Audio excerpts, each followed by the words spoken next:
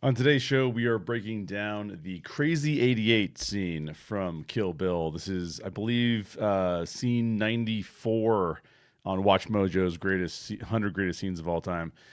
And of course, Tarantino was going to show up on this. I'm sure this is not the only time he shows up on this list. And we have to break down the way that Tarantino shoots films because he's one of the most respected directors in Hollywood. So, by the way, I can't show the entire scene. I've been getting a lot of copyright strikes when we watch an entire scene. So I'm just going to show the parts that I've picked out 7 different things that I think are pretty amazing here.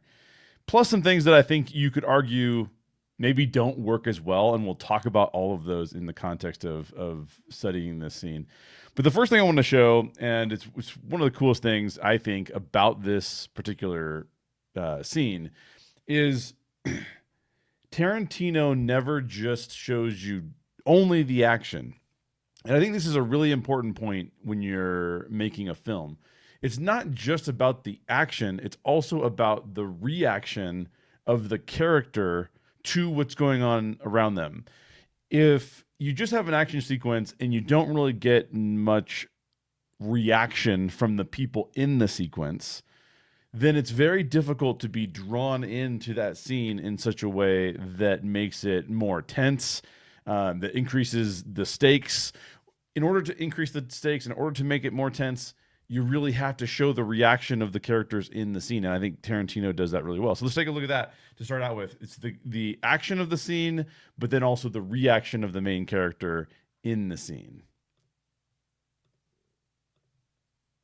Silly rabbit. Tricks are for kids. So notice we start out with the close-ups. And it's this character looking up at this character, and they are at odds with one another, right?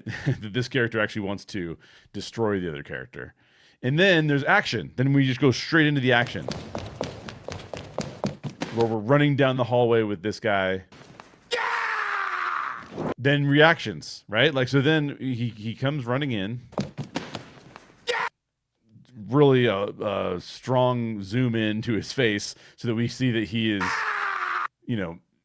angry. And then we get all of her reactions to all of these people running into the scene. So if you don't remember this scene, I should leave a link for it down below.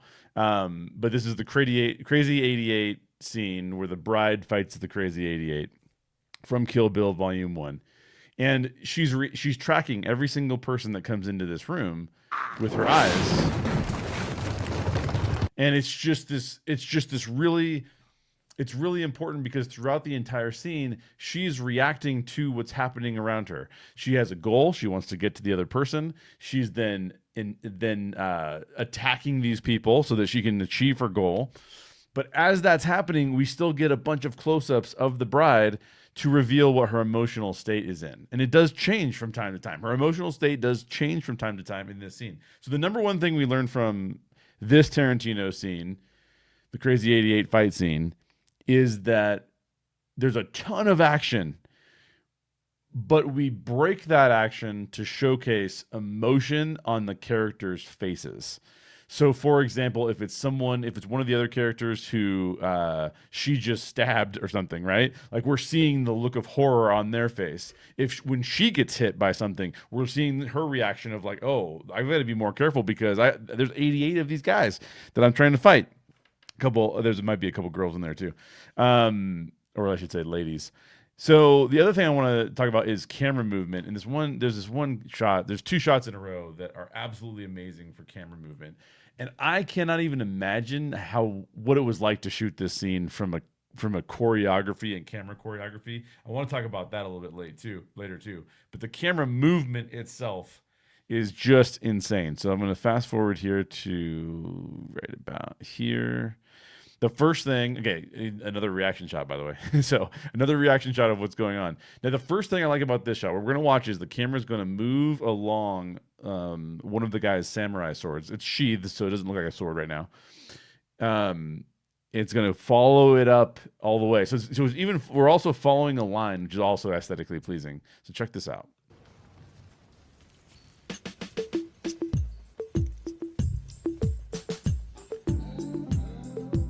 So the camera follows the line of that weapon and then we get a close up of his face. And we've been getting close ups of this guy the entire time because obviously he's like the leader or the captain of this whole bunch or whatever.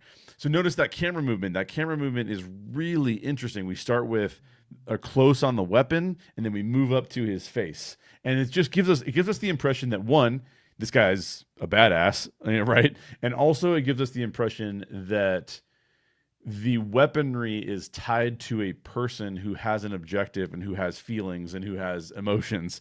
Now, this guy's playing this very emotionless, but it humanizes this person so that when they get hurt, we are like, oh my gosh, this person's getting hurt. So camera movement here is amazing. But the next portion of this is even, in my opinion, maybe even cooler.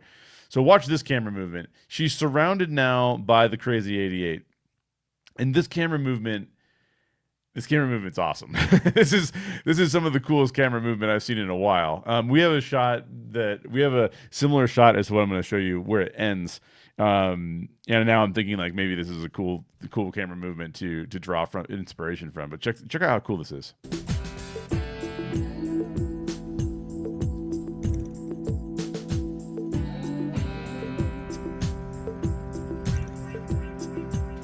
Now that is nowhere near a simple camera movement, but this idea that we're seeing her face, we're seeing like her response to being surrounded by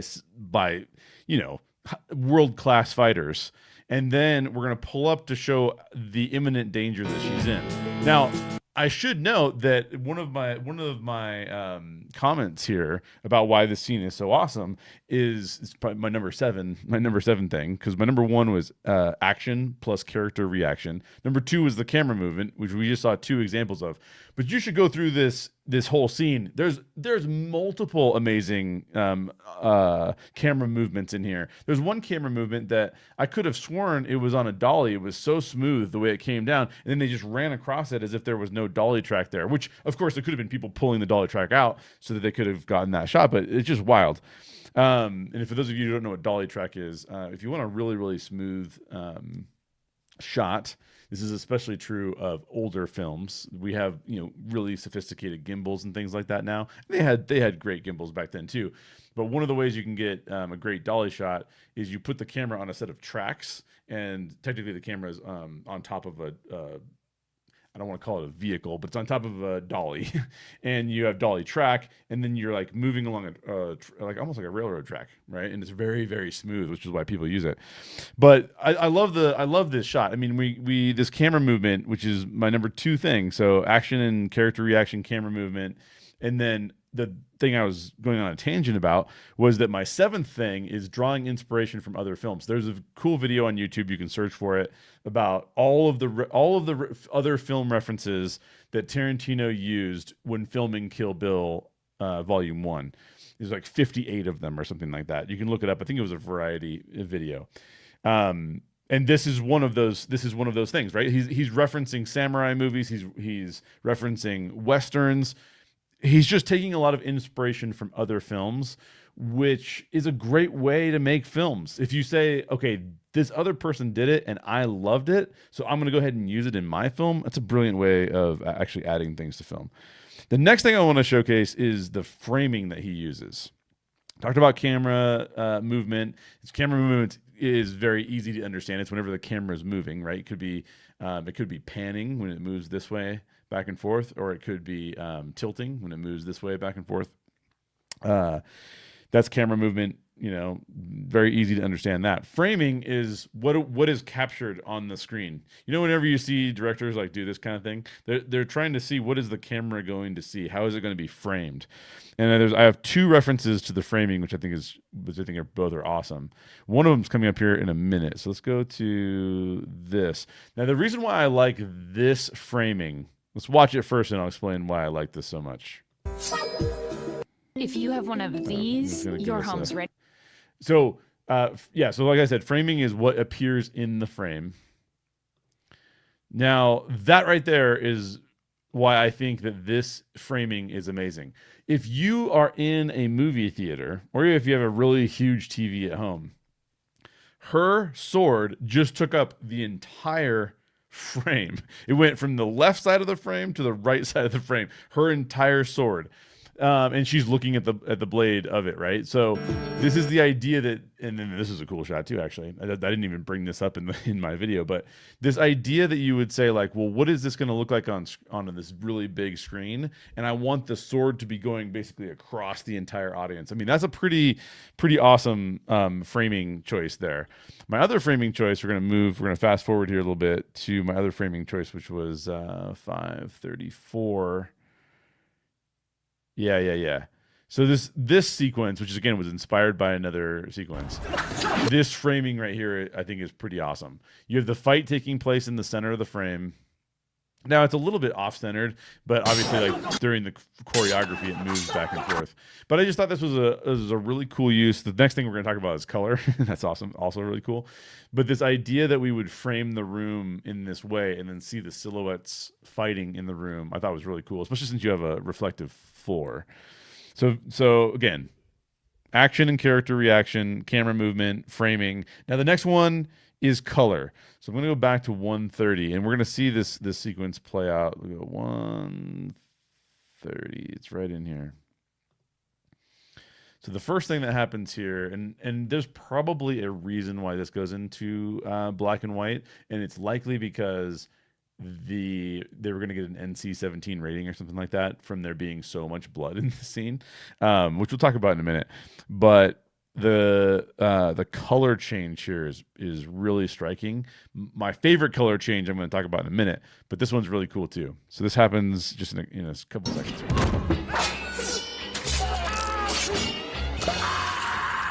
So notice that she pulls the guy's eye out of his head, right? Which we're going to talk about that too. And then it switches to black and white as soon as she does that. Now, one of the cool things about this is notice some of the things that we've already talked about, right? We've talked about camera movement, and we've also talked about framing, and we've talked about the character reaction to the action. So her face right here is an amazing capture of her reacting to the action. Like, this shows that she's in control, that she's super badass, and that she can literally pluck someone's eye out of their face, right? Which is nuts. But the color change going from full color to black and white is really interesting. But look at how cool this color change is, which is maybe my favorite, is when it goes back. When it goes back to full color again. So we're going to start here and watch how brilliant this is.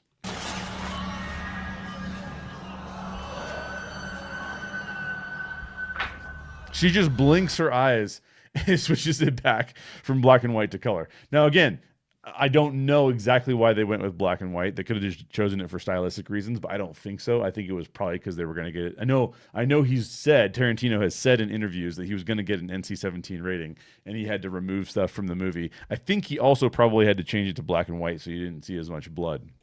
But that color change is amazing, and it's in the context of the character reaction again, right? So the fact that she's blinking and it changes the whole vibe is just such an interesting choice. So that was number 4, was color. The fifth thing we can learn from this is the fight and camera choreography is insane. I don't have a specific reference for this. You can go back to any of these sequences and just see how insane the choreography is and how insane it has to be to pull it off correctly. And the number of times, I don't know how many times they did this. I don't know how long it took them to film this. I was looking for some behind the scenes content so I can get some of that information, and I just couldn't find it. I couldn't find it very quickly. So if you find a video where it has some of that stuff, leave me a comment down below, because this specific scene and how this is all choreographed and how they fight through it is pretty insane. But this idea, and Guillermo del Toro was talking about this in an interview I was listening to with it was with the DGA. The DGA has a podcast called The Director's Cut, and I was listening to this podcast. It's from all the 2025 Oscar nominees, and they're all in a room talking. And Guillermo del Toro kept talking about how the camera is another character, and I think that is very much exemplified in a scene like this one, where it's a giant fight sequence and the camera is us, right? Like, we're watching. And so where are you going to put it?